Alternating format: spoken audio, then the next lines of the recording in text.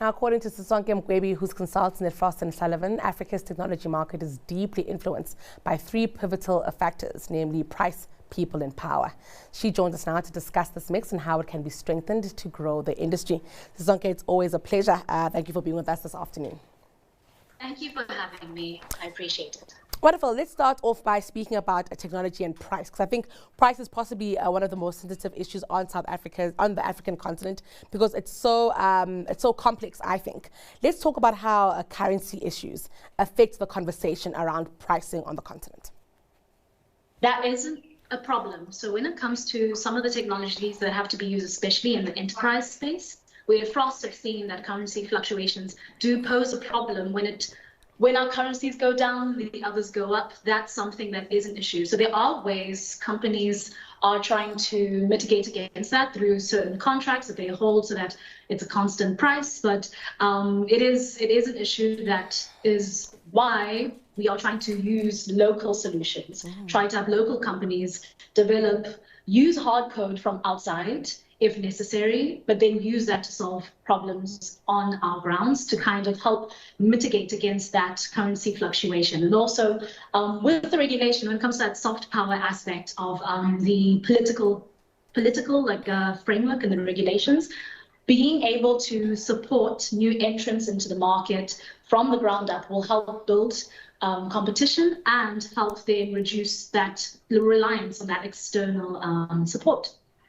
Let's also touch on the issues that we see here in terms of volumes versus price. Is it very possible, Sisonke, that the best way to drive any innovation on the African continent is to try to keep a low cost and push volumes?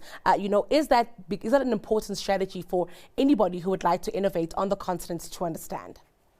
Yes, so something to note is that 40% of the population on Africa is below the extreme poverty line globally. So to be able to push volume, we have to make sure that we have low tech or mid-tech solutions that are able to expand and be scaled to the rest of the population, but also balance that with the more affluent portion of the country that have adopted these solutions so that we can make that up. We have to scale on one side with the more low-tech solutions and then scale on the other side, or kind of keep that up with higher cost but higher return solutions from more affluent portions of the continent. Keen to now start speaking about people, because I think, of course, all of this is about people, isn't it? We speak a lot about this youth potential and this youth dividend, Sisonke. I'm keen to actually get insights on that. Is this you're an educated youth? Is it an empowered youth? Because, of course, it can be precarious if we do have an overpopulation of young people who aren't in jobs, who aren't earning money, and even the ability to roll out innovations or have a booming tech sector will be limited by that.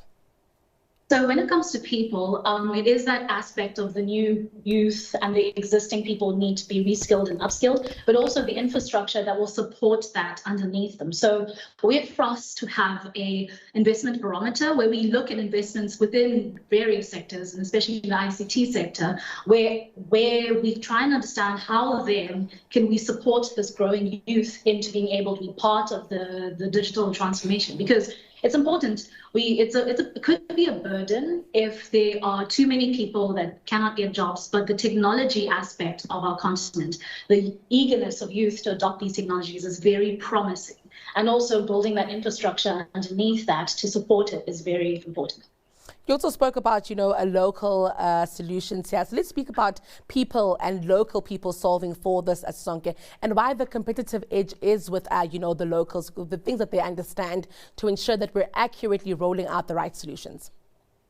So we here at Frost have actually done a few market overviews for a range of the startup or the fintech landscape within the continent. We realize there's a lot of innovation. There's a lot of hubs, innovation hubs, people creating things from a range of industries. So the potential is there. It's just the education aspect of it and the support aspect from the regulatory side would be able to get those solutions, because maybe some of the hard codes, the very difficult or high skilled, because something we've realized is that Africa does not necessarily, it has a lack of skilled workers, but that workforce is retaining it, especially in South Africa. Retaining the workforce and the skilled workforce is something that's very difficult. And there is a huge market of outside, essentially outside countries coaching people. So then when it comes to realizing the talent is there, we just need to utilize the people that we have. Let's talk now about power, and that refers to the political and electricity, both of them very contentious issues on the continent, Sisonke. Just help us understand how these two factors also work together, even with pricing and people, to create an enabling technology environment. Definitely. So when it comes to the electricity aspect, to use these devices, we need to be able to charge them. If you do not have a direct or strong sense of power supply and energy supply, it becomes more difficult for you to be able to use the technology that is there for you. And then when it comes to the more political aspect, it's twofold. It's trying to reduce or improve governance, reduce corruption, and then also improve the support to create an industry and a landscape where these local entrants can feel supported and work on infrastructures that they can, like open source infrastructures work very well for some technologies, especially in the ICT space. So that helps bring down price, and also it helps people get jobs because there's more companies that need the workforce, and then that's how we can retain the skilled workers we have, just getting them jobs. So that's the regulatory aspect of it. Sisonke, it's always a pleasure talking to you. Thank you so much for unpacking this one for us. That was Sisonke Mgwebi. She's a consultant at Frost Sullivan.